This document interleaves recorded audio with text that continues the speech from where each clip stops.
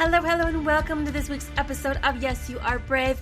I'm Pawnee, your host. Are you ready to talk brave? Because I'm super ready to talk brave, and I'm so excited to be here with you. Today we are talking about looking back at the year without judgment. It's not always easy, but I think it's something that we need to talk about and can be super helpful if we allow it to be. So let's go ahead, let's jump in. We're going to talk brave. So as this year is coming to a close, I would like you to challenge you to take some time to assess, okay? Let's look at the year in a very non-judgmental way and answer some questions about what might have gone right. And remember, we always want to start with the positive. We always want to start with the things that went right and what we think we might possibly could have done or would have liked to have gone a little bit better.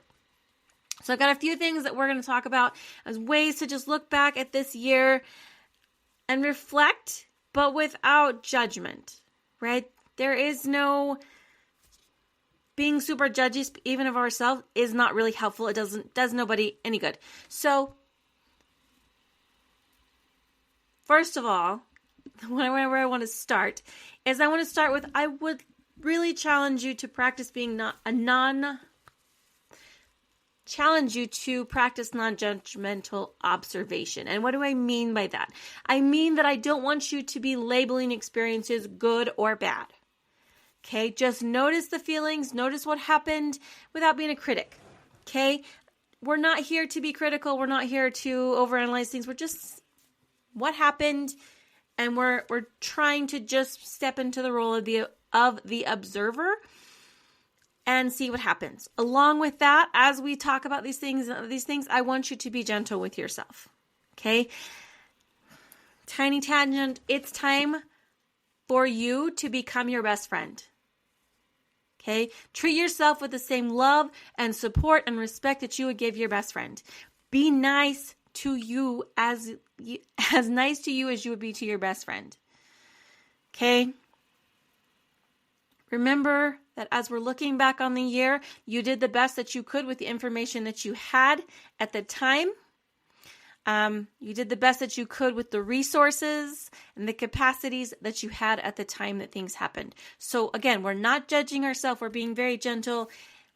Those things being said, let's start reflecting on this year of 2025. So first of all, I want you to celebrate what went right. Okay? What did you achieve this year? What went right? And I want you to actually make a list that we can celebrate with. Okay? And I want you to think about it in being not just the big things, but all the little things as well. Nothing is too small to be celebrating. And it's really time that we start celebrating ourselves so much more. Because we don't always celebrate ourselves. And that's kind of sad because we do some pretty amazing things. And as much as I would like to say that people around us are going to throw us parades, usually they're not. So we got to throw our own. So on this list that we're going to celebrate you, that you're celebrating yourself, some things that you can put on there. I want you to think about goals that you've reached. Okay? Big goals, little goals. What goals have you reached? Doesn't matter when you set the goal. If you achieve that goal in 2025, I want it on the list. I want it celebrated. Okay. Also things like habits that you have developed, that you're proud of, that are good for you. Or on the other side, habits that maybe you have broken. Maybe you stopped chewing on your nails finally. Maybe you stopped being on your phone after a certain time and now your sleep is better. Whatever those habits are, whether they were developed or broken, if they were good for you, celebrate that. Put it on the list. We're going to celebrate it.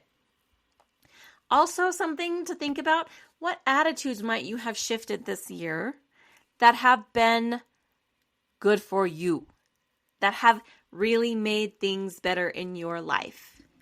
Okay? Attitudes that you shifted. Also, what people have you learned to love or tolerate? And I know that this one is kind of weird, but our relationships with other people are, well, they're super complicated, right? And sometimes it is very difficult to like people around us, to tolerate them, all those things. So if you've learned to finally be patient or tolerant of that of the chatty Kathy at work that drives you crazy, but you've learned to finally get along with her. I want you to celebrate that. If you finally learned how to love your second cousin's son who just is bouncing off the walls all the time, let's celebrate that. Okay? The progress that you've made in relationships also deserves to be celebrated. Also, I want you to put down and part of this is me, because I am historically not the best at handling feelings in a healthy way. But if there are times when you handled your feelings really well, I want you to put that down as well. Big times, little times, but you know what? I didn't flip my lid on my sister when this happened, and that's really good. Or, you know what? This situation happened at work, and all these other times I handled it this way and it wasn't great. But you know what? A couple times this year, I have really handled it like the adult I want to be and not like the child that I feel like I am part of the time. So let's celebrate those things. Put those on the list. Also, times you ask for help. I don't know about you, but I am terrible at asking for help. And so if you ask for help this year, big or small, I want you to put it on the list of achievements, list things that you have accomplished. Let's not diminish the fact that it is hard to ask for help. It is so hard to ask for help. And if you were able to do that a couple of times this year, I want you to celebrate it. These are just a few ideas, a few things I think you should put on the list if you can. Anything that you feel like was an achievement, was an accomplishment, put it on the list. And let's celebrate it. Next thing in this reflection, we're going to embrace imperfections, and we're going to flip our failures. That's not a good word for it, but we're going to flip things into what did I learn instead of I did this badly. So we all know that life is never going to be perfect, right? It's always going to have setbacks. It's always going to have challenges. And typically speaking, we really need to take those challenges and those struggles, we need to face them head on, because we all know that ignoring problems or weaknesses doesn't really solve anything. However, as we approach the things that didn't quite go the way that I wanted them to this year, I don't want it to be, I failed in this, and this. These are the ways where I wasn't doing as good or I wasn't as whatever. I don't want it to be that. But instead, I would like you to look at it through the lens of, what did I learn from this? What did I learn from this? How did I grow? And then look at, if I had a chance to redo this, what would I do differently? Okay? Because no experience is wasted unless we don't learn from it, right? As long as we are learning from our experiences, as long as we are taking what happens and we are using that information, that knowledge, that new experience to be better next time, it's never going to be wasted. So that's how we do that. We think, okay, this didn't really go how I would have liked. But what did I learn from it? Because there's lots of different things that can happen that we do. We thought we were making the best choice, and looking back, it really wasn't. I'll give you a quick example. This summer, I had the chance to go to girls' camp with our church group, where we take the girls out, and it's 4 days in the wilderness, and there's a lot of things to it. One of the things that the camp director asked me to be in charge of was the food. Now, it's feeding 20 people for 4 days, and it's a lot of work. And I decided that, you know what, I was just going to cook over the fire. That was going to be the best way. Now, looking back on it, having done that, I should have just set up the camp stove and cooked on the camp stove. Would have been way easier, would have been less stress.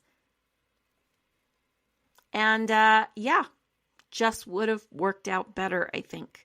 If I have to do that again, if I'm go to girls' camp next year, we'll just pull out the camp stove.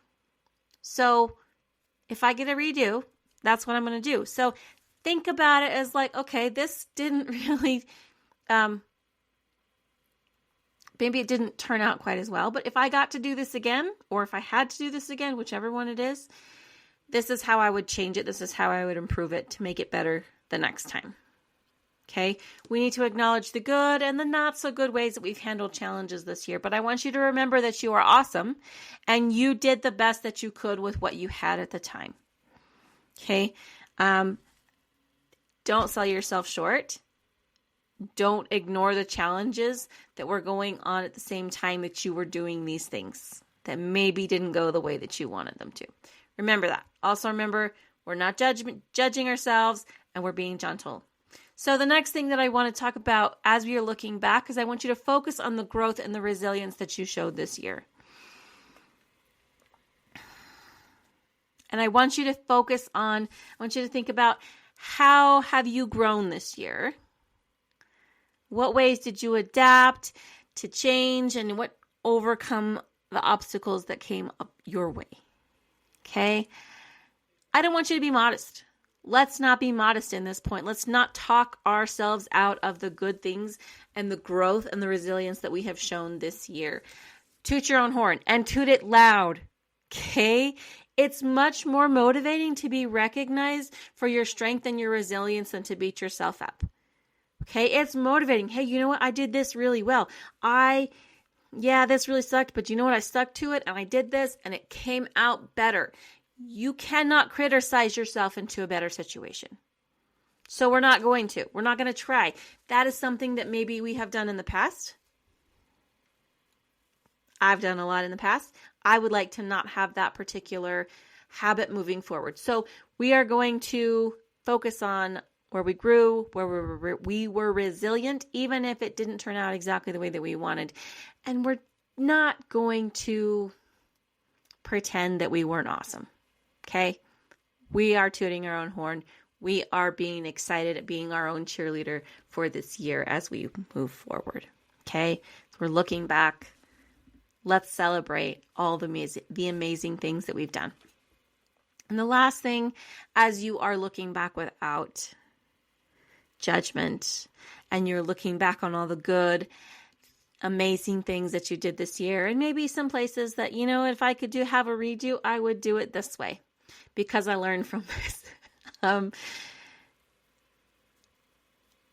I want you to set a few intentions for the future.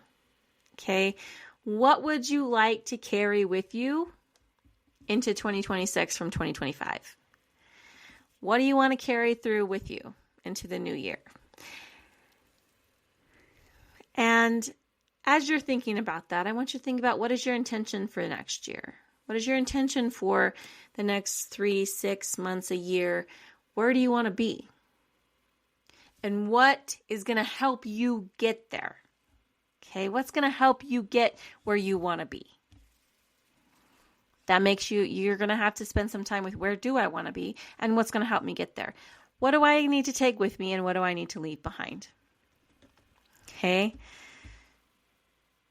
So that also begs the question, what habits, attitude, actions, beliefs are serving you well and need to come with you into the next steps of your journey?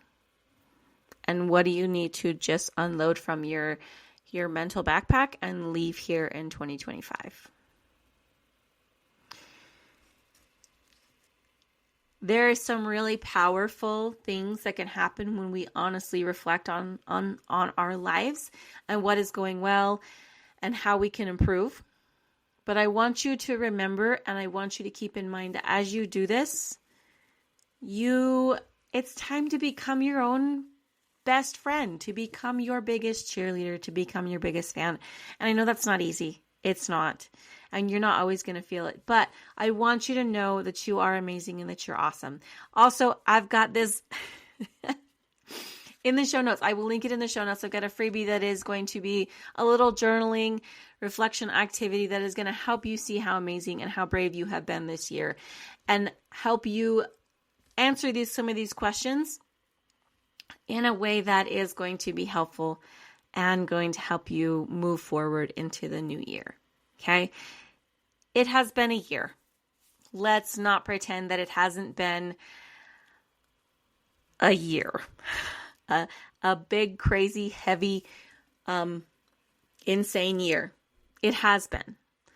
But you have handled it, and you've handled it well, and you've done some amazing things, and you need to be super excited for yourself and realize that you've made it this far, and you can keep going, and you can keep doing amazing things. So I will link the freebie, the journal activity, to help you look back and see all the brave things that you've done this year. Please take advantage of that if it's something that you feel like would be helpful. Also, please be gentle and kind to yourself.